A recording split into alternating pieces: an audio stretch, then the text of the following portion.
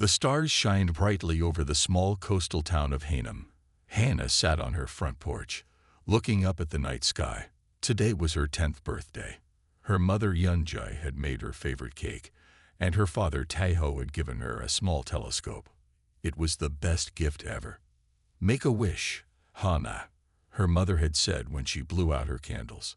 Hannah wished to see something amazing in the sky with her new telescope. She did not know her wish would come true so soon. As night fell and her parents cleaned up inside, Hannah pointed her telescope at the stars. Suddenly, she saw something strange. A bright light moved across the sky, too fast for a plane and too slow for a shooting star. "Dad, Mom, come see this," she called, but they were busy washing dishes. The light grew bigger and brighter. It changed direction and headed toward the forest near their town. Hannah watched with wide eyes as the light disappeared behind the trees. A few seconds later, a faint boom echoed across the valley. Something had landed in the forest. Hannah bit her lip.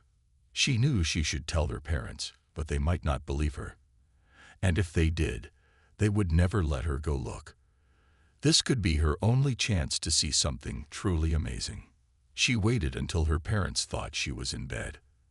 Then she grabbed her backpack, flashlight, and her father's old camera.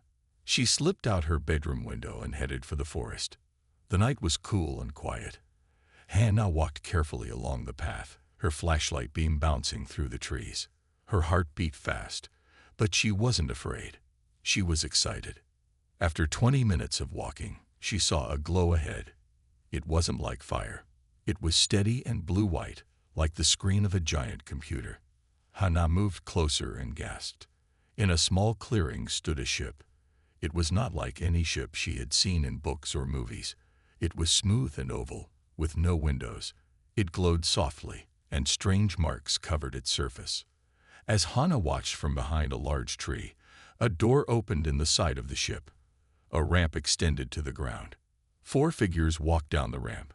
They were tall and thin, with skin that looked like polished metal. They had large, dark eyes and small mouths. They wore matching suits with symbols that glowed. "Atmospheric analysis complete, Commander Krill," one of them said in perfect Korean, though its mouth barely moved. "Oxygen levels suitable. No toxic elements detected." The tallest one nodded. "Begin surface sampling, Dr. Mev. We have 6 hours before primary sunrise." Hannah couldn't believe it. Aliens, real aliens. She had to get closer. She took a deep breath and stepped out from behind the tree. "Hello," she said, trying to keep her voice steady. "Welcome to Earth." The aliens turned quickly. One pulled out a small device and pointed it at her. "A juvenile human," it said. "Female. Approximately 10 Earth cycles old." The tall one, Commander Krill, stepped forward. His dark eyes studied her coldly. "Return to your dwelling, small human. This is not a matter for children." Hannah stood straighter. "My name is Hannah. This is my home. I want to know why you're here." A sound came from Commander Krill that might have been a laugh. "The primitive species sends its weakest to greet us." How typical. Another alien, the one called Mev, moved closer. "Commander, perhaps." "Silence, Doctor," Krill said. He looked down at Hannah. "Your kind has not changed. Still sending the small and weak to do important work." Hannah felt her face grow hot. "I'm not weak, and I'm not afraid of you." This time all the aliens made the laughing sound. "Such brave words from such a tiny creature," Krill said. "You are small even for your kind. What strength could you possibly have that would matter to the Vor?" Hannah didn't know what to say. She was small for her age. The kids at school sometimes teased her about it. "Size isn't everything," she finally said. "In the universe, little human, power is everything," Krill replied. "And your kind has so little of it." Hannah felt tears in her eyes, but refused to let them fall. She would not cry in front of these rude aliens. "You'll see," she said quietly. "Humans are stronger than you think." Little did she know how soon she would have to prove those words. The next morning, The whole world knew about the aliens. Hannah woke up to her parents watching the news. Big spaceships had appeared over major cities. The aliens called themselves the Vor. They had come to test Earth. What kind of tests? Hannah asked, but her parents were too worried to answer. On TV, a Vor with shiny badges stood at a podium with world leaders. It was Commander Krill. He looked just as mean in daylight as he had in the forest.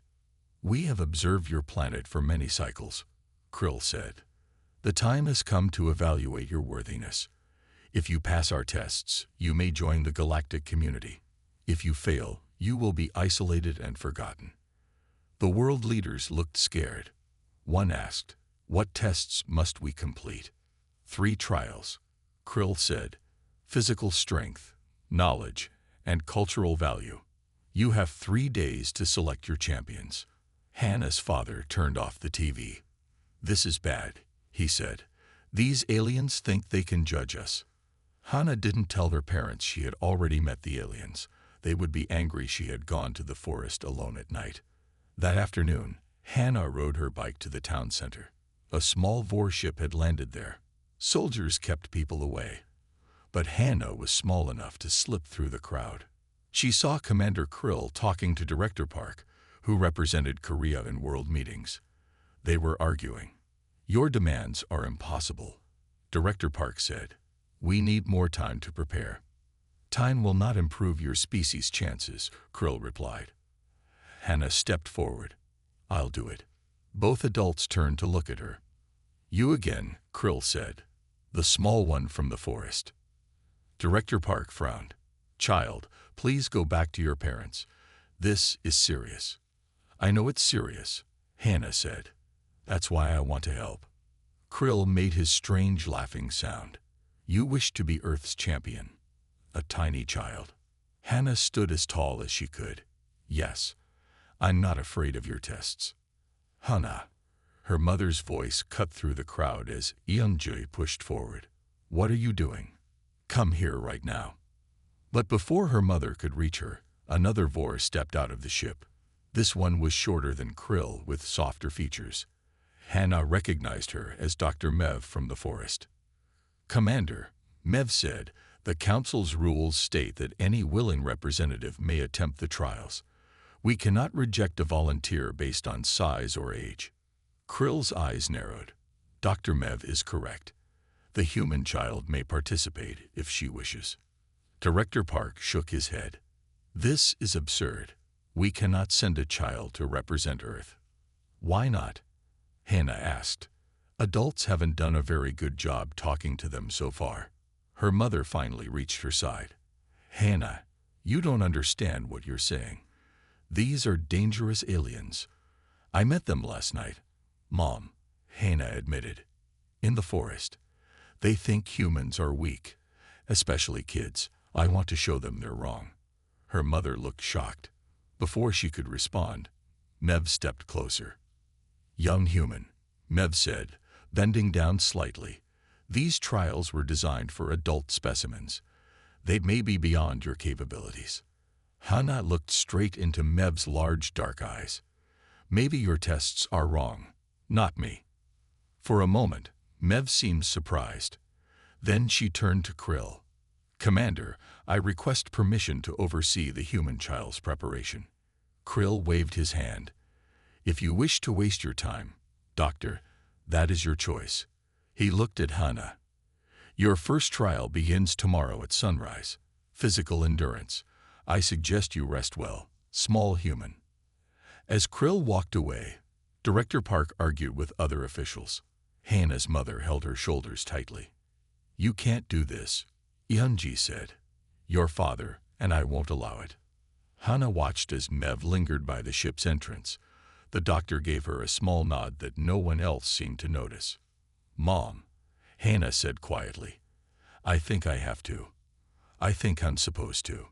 Her mother's eyes filled with tears. "You're just a child." "Maybe that's exactly what Earth needs right now," Hannah replied. "Someone who sees things differently." As they walked home, Hannah looked back at the alien ship. Tomorrow would bring the first trial. She was scared, but she was also ready.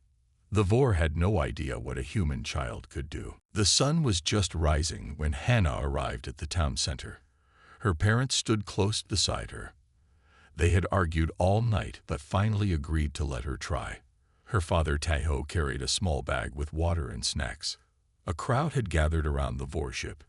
News cameras pointed at Hannah as she walked forward. She felt small with all those eyes on her. The ship door opened, and Commander Krill stepped out with Dr. Mev. "The human child has come," Krill said, sounding surprised. "I expected you to hide in your dwelling." "I keep my promises," Hannah said. Krill pointed to a large metal doorway that had appeared in the side of the ship. "Enter. The physical trial awaits." Hannah's mother hugged her tightly. "Be careful," Yunji whispered. Hannah nodded and walked toward the doorway. Dr. Mev met her halfway. "Young human," Mev said quietly. "This test was designed for adult soldiers. It measures strength, speed, and endurance." "I'm ready," Hannah said, though her legs felt shaky. Mev looked around, then bent down. "Remember, small size can be an advantage in certain situations. The Vor value direct force, but there are other ways to show strength."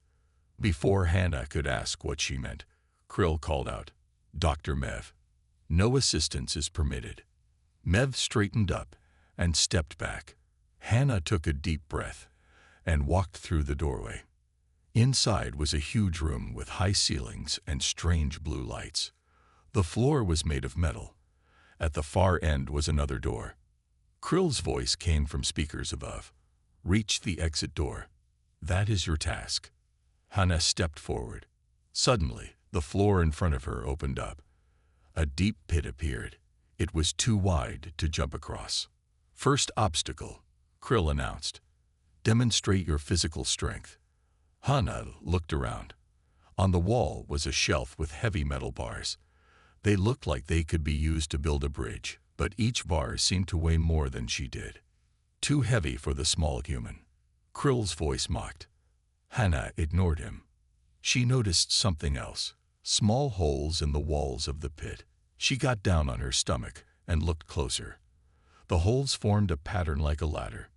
Taking a deep breath, Hannah lowered herself into the pit, finding the holes with her feet and hands.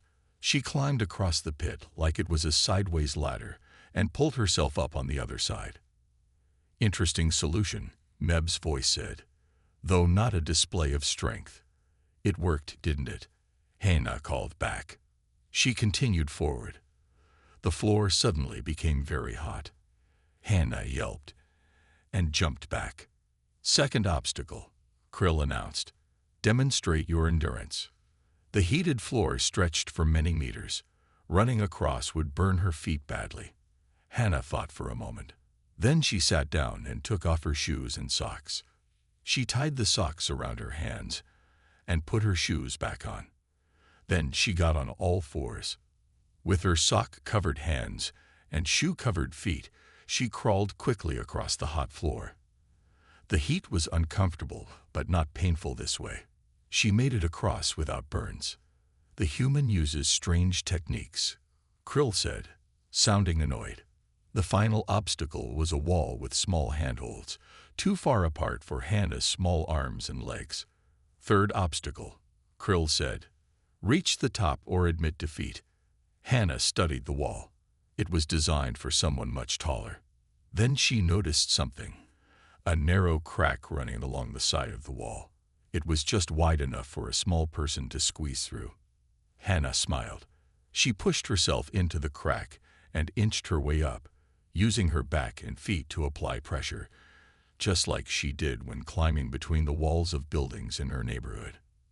She popped out at the top of the wall and reached the exit door. When she stepped through, Commander Krill and Dr. Mev were waiting. Krill looked angry. Mev looked pleased. "The physical trial is complete," Krill announced. "The human has passed." "How?" Hannah asked, breathing hard. "I'm not strong." "No," Krill agreed. "But you found alternatives to strength. Not impressive, but adequate." Mev's eyes seemed to smile. Sometimes, Hannah, the ability to adapt is its own kind of strength. Hannah stood taller. 1 test down, 2 to go. Hannah slept deeply that night. The physical test had made her very tired. When she woke up, her muscles hurt, but she felt proud. She had passed the first test. After breakfast, her father Taiho helped her prepare for the second trial. "This will test your mind, not your body," he said. Taiho was a science teacher, so he knew a lot about problem solving.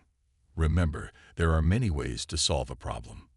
When they arrived at the warship, a bigger crowd waited. News had spread about the small girl who passed the aliens' first test. People cheered when they saw Hannah. Commander Krill looked annoyed. "The knowledge test is much harder than the physical trial," he said. "No human child could possibly pass." Dr. Mev stood nearby. She gave Hannah a small nod. This time, Hannah was led to a different room in the ship. It was full of strange machines and glowing screens. "Sit," Krill ordered, pointing to a chair in the middle of the room. Hannah sat down. A helmet with wires came down from the ceiling and settled on her head. Screens lit up around her. "This device will test your knowledge and problem-solving abilities," Mev explained. "It will present 3 challenges." The first screen showed strange symbols that kept changing. "Identify the pattern and predict the next 5 symbols," Krill said.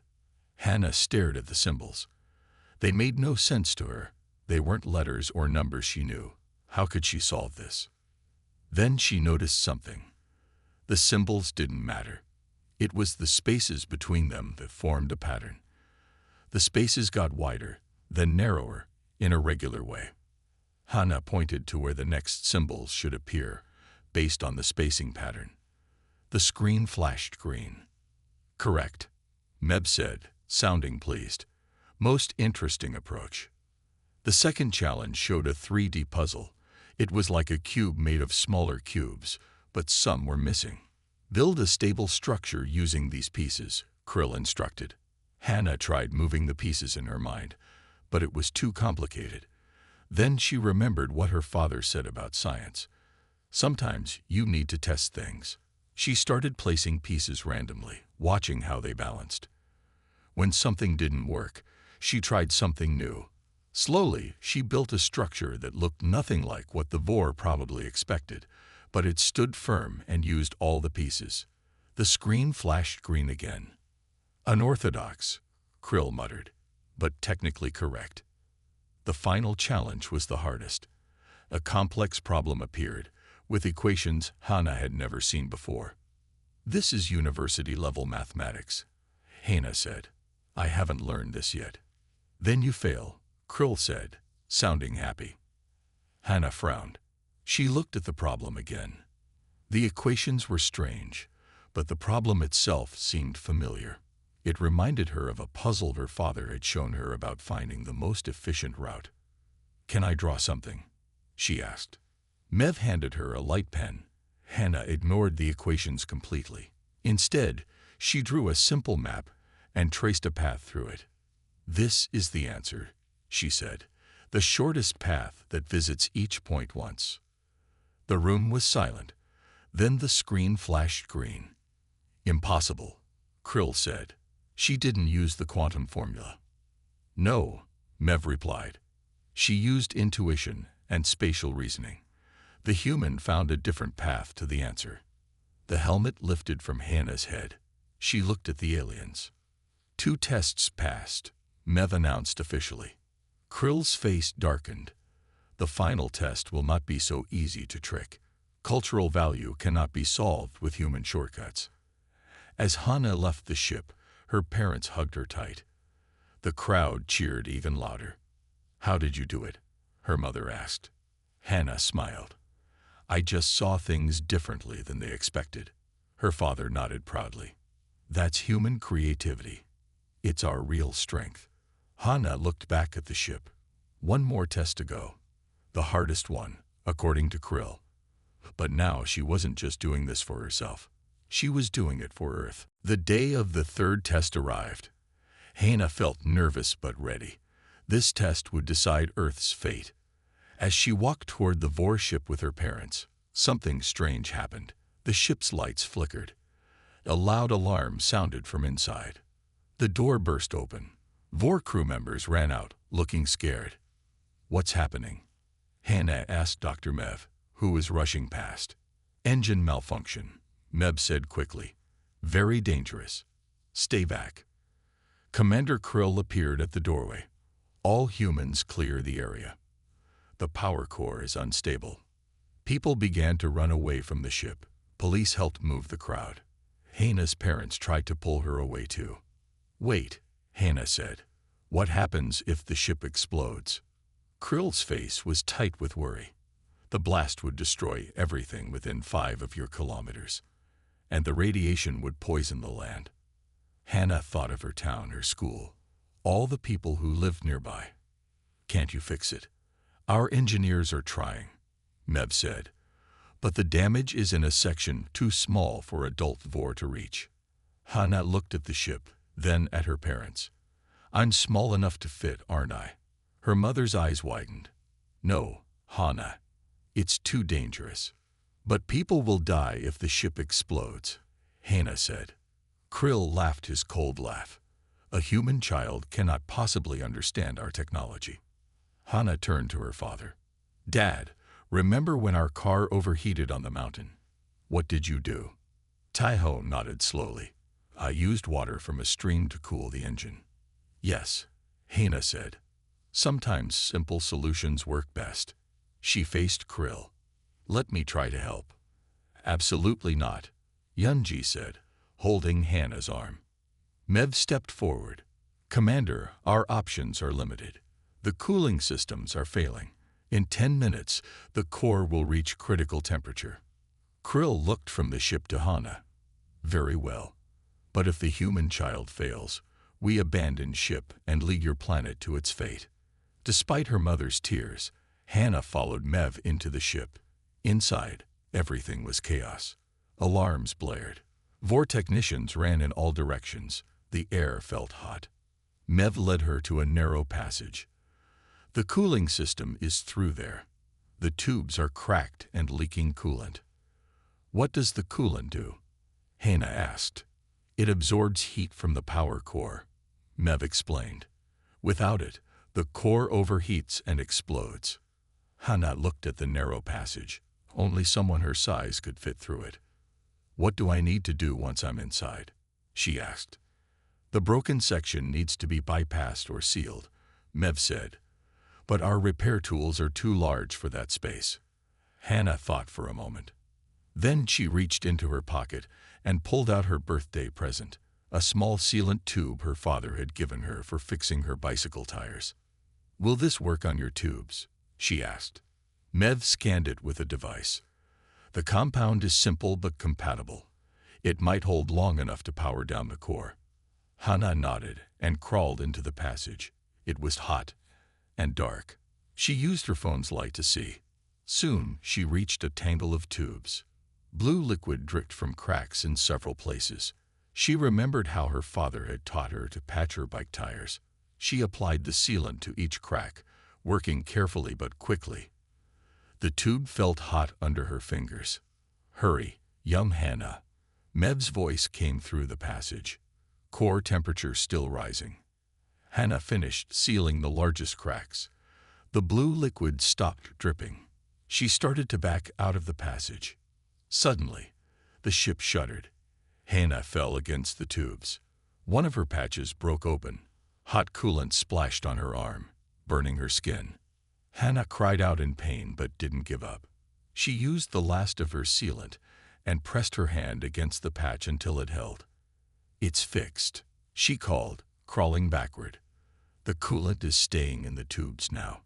When she finally emerged, her face was red from heat and her arm was burned. But Mev was smiling. "Core temperature dropping," a technician announced. "Crisis averted." Even Commander Krill looked impressed. "The human child succeeded," he said, "using primitive materials, no less." Hannah looked him in the eye.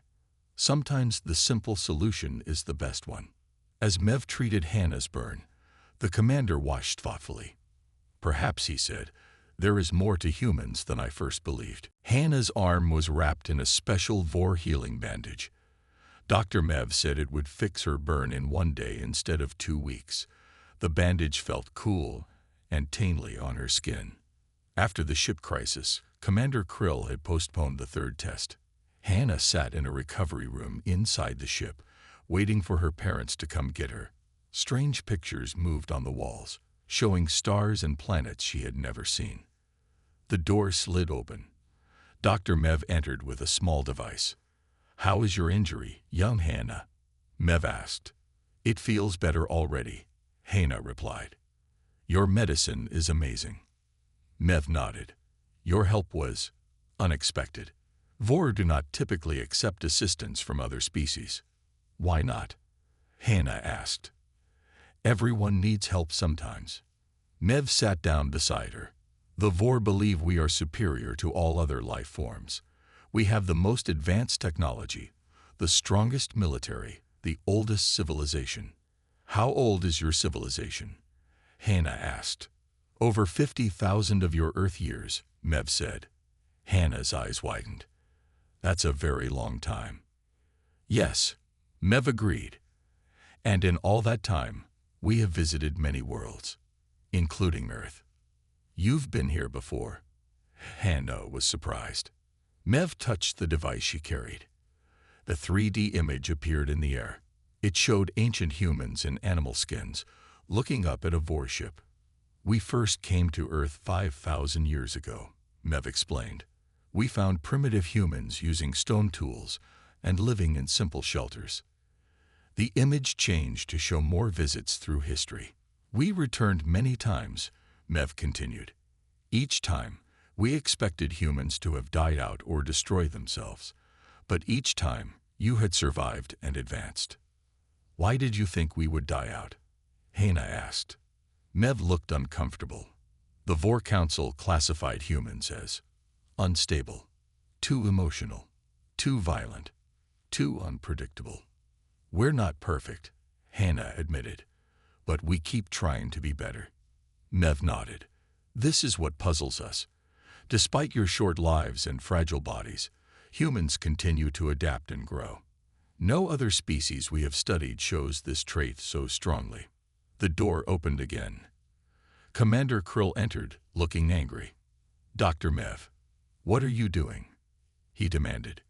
"Educating our guest about Vor history," Mev replied calmly. "You reveal too much," Krill said. Then he turned to Hannah. "You should know, small human, that this visit is not just an assessment." "What do you mean?" Hannah asked. Krill's face was cold. "Your planet has resources we require, rare minerals in your oceans, unusual biological compounds in your forests." Hannah stood up. "You want to take things from Earth without asking." "Asking is unnecessary," Krill said. "Primitive worlds like yours are classified as resource planets, available for harvest by advanced civilizations." "That's stealing," Hannah said. "It is Vor law," Krill replied. "A law established before your kind had even discovered fire." Hannah felt angry. "So these tests aren't fair. You already decided Earth failed." Mev looked down, not meeting Hannah's eyes. "The tests are a formality," Krill admitted. "No primitive species has ever passed the cultural value assessment. It requires a level of advancement humans cannot possibly possess." "What happens if Earth fails?" Hannah asked, though she feared the answer. "Your species will be contained to this solar system, and your resources will be harvested as needed." Krill's voice was flat. "This is the way of the galaxy." Hannah felt tears in her eyes, but she blinked them away. She would not cry in front of Krill. "You're wrong about humans," she said.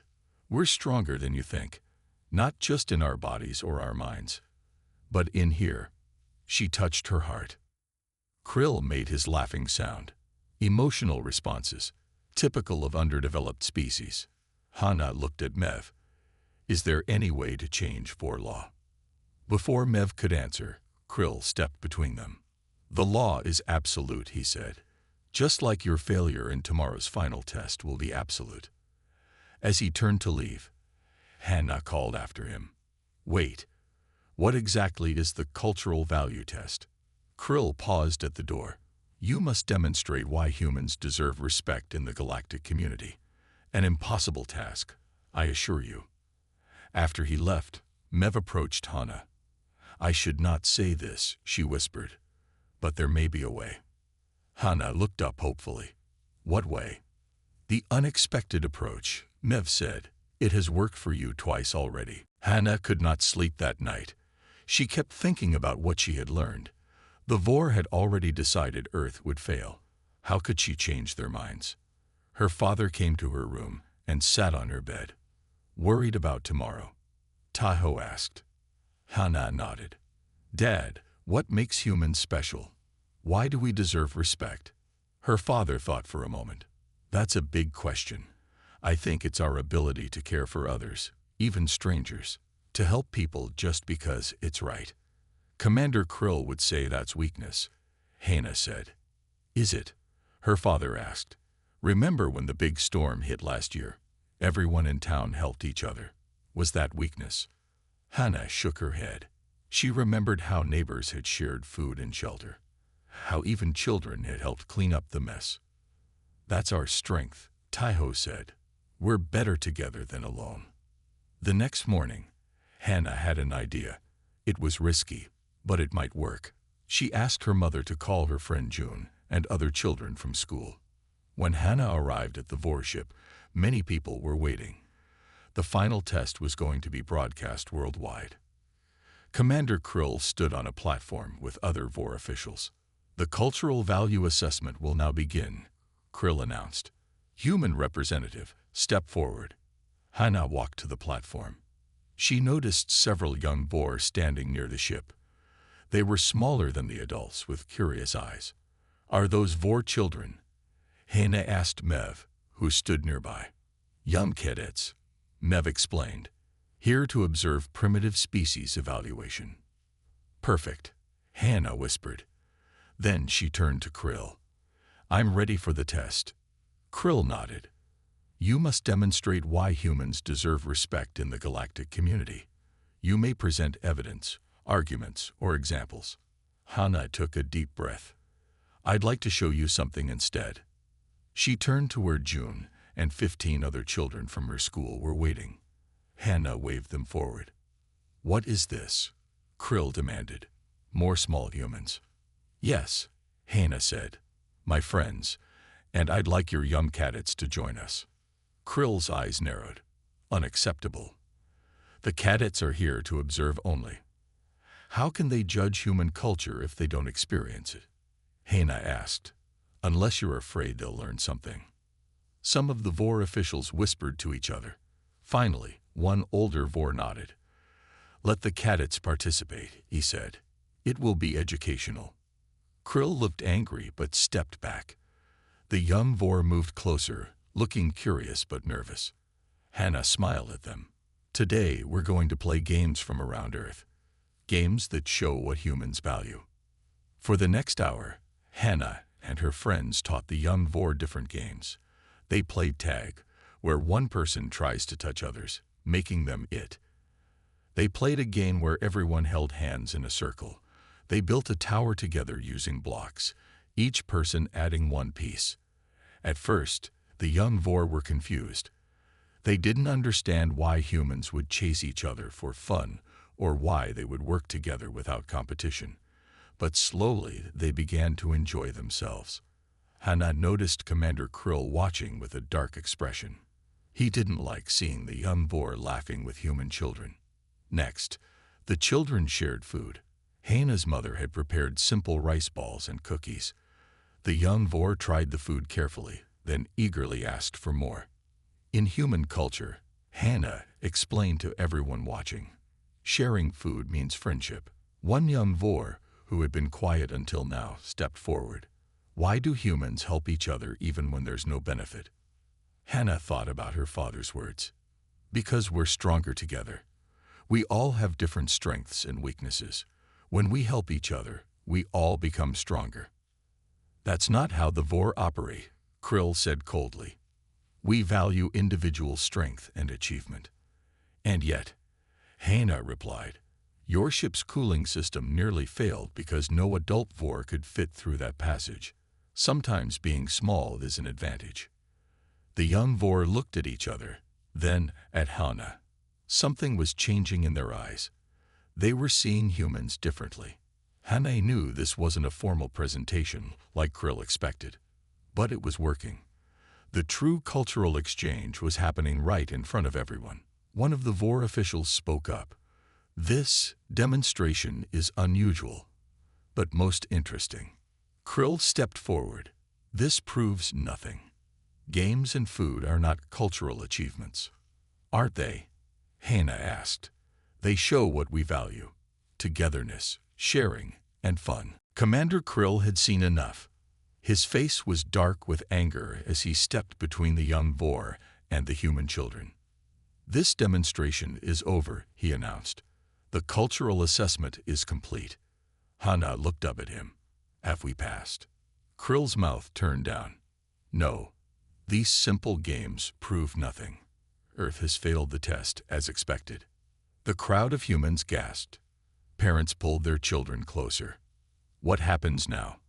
Hannah asked, though she already knew the answer. The Vor will begin resource collection immediately, Krill said. Your oceans will be first, then your forests. But that will destroy our planet, Hannah cried. Your planet was never yours to keep, Krill replied coldly. All Vor, return to the ship. We depart in 1 hour to begin the harvest. The young Vor looked confused. One of them, a female cadet, stepped forward. Commander, she said, the humans showed us kindness. They shared their food and games. Silence, Cadet Lur. Krill snapped. You have been contaminated by primitive thinking. Dr. Mev moved to stand beside the young cadet. Commander, perhaps we should reconsider. These humans have shown remarkable. I said silence. Krill shouted. Dr. Mev, you forget your place. We follow Vor law, not emotional impulses. Mev looked at Hannah, then back at Krill. Something changed in her eyes. No, Mev said quietly. Not this time. Krill turned slowly. What did you say? I said no, Mev repeated, louder now. The assessment has been unfair from the beginning. Earth deserves a proper evaluation. Other Vor scientists nodded in agreement. They moved to stand with Mev. This is rebellion. Krill's voice shook with rage. I will have you all removed from duty. Maybe it's time for the Vor to change, Mev said. To learn from others instead of just judging them. Krill reached for a device on his belt. I am activating the harvest protocol. The ships will begin extraction in 30 minutes. Hannah felt tears in her eyes. All her efforts for nothing. Earth would be destroyed anyway. Then something amazing happened. Cadet Lur stepped forward and grabbed Krill's device. Other young Vor joined her. Give that back immediately, Krill demanded. No, Lur said. The humans played fair. We should play fair too. Krill lunged for the device, but the young Vor tossed it to each other, keeping it away from him. It was exactly like the keep-away game Hannah had taught them. Hannah couldn't believe it. The young Vor were using a human game to stop Krill. Mev quickly moved to a control panel near the ship. Listen, everyone. Krill has already sent the harvest signal. The main fleet is preparing to extract Earth's resources. Can you stop it? Hannah asked. Not alone, Mev said, but together, perhaps. Hannah turned to her friends. June, remember how we fixed the school computer when it got locked? June nodded excitedly. We found a back door. Exactly, Hannah said. She turned to Mev. Do Vor ships have emergency overrides? Yes, Mev said, but they require authorization codes. The young Vor cadet Lur still held Krill's device. Commander Krill's codes are stored in here. Working together, human children and young Vor gathered around the control panel. Mev guided them, explaining the Vor technology. June was good with computers and helped translate for the other children. Hannah organized everyone, making sure each person had a job. Parents and other adults watched in amazement as the children worked together, human and alien, to save Earth. Krill was restrained by other Vor scientists. This is madness. You cannot let children decide the fate of a planet. Why not? Mev asked. They are the future. Perhaps they see things we cannot. On the screen above the control panel, a counter showed the time until the harvest fleet arrived. 10 minutes, 5 minutes, 1 minute. Now, Hannah and Lur shouted together. Mev pressed the final button. The screen flashed, then went dark. Everyone held their breath. Then the screen lit up again with a message in Vor language. What does it say? Hannah asked. Mev's face broke into a smile. It says, harvest canceled. High Council intervention. Stand by for further instructions. The human crowd erupted in cheers. The young Vor looked at each other in amazement. Hannah couldn't believe it. Together, they had saved Earth. The next day, a new Vor ship arrived. This one was bigger and more beautiful than Commander Krill's ship. It had gold markings and blue lights. A group of older Vor stepped out. They wore fancy robes with many symbols. These were members of the Vor High Council, the leaders of their entire civilization. Commander Krill stood with his head down as the council approached. He looked smaller somehow. Elder Vox, Mev said, bowing to the oldest council member. Thank you for coming. Elder Vox nodded. His face was lined with age, but his eyes were bright and alert. We received your transmission, Dr. Mev. Elder Vox said. Most unusual. In 50,000 years, no Vor has ever challenged an assessment. Hannah stood with her parents nearby. The elder's eyes found her. Is this the human child? He asked. Hannah stepped forward. My name is Hannah. Elder Vox studied her. Small, even for your kind. Yet you have caused quite a disturbance in Vor affairs. I just wanted to show that humans deserve respect, Hannah said. The elder nodded. We have reviewed the evidence, the physical test, the knowledge test, and the unexpected cultural demonstration. We have also seen the recording of how you saved the Vor ship. Hannah held her breath. This was the moment that would decide Earth's future.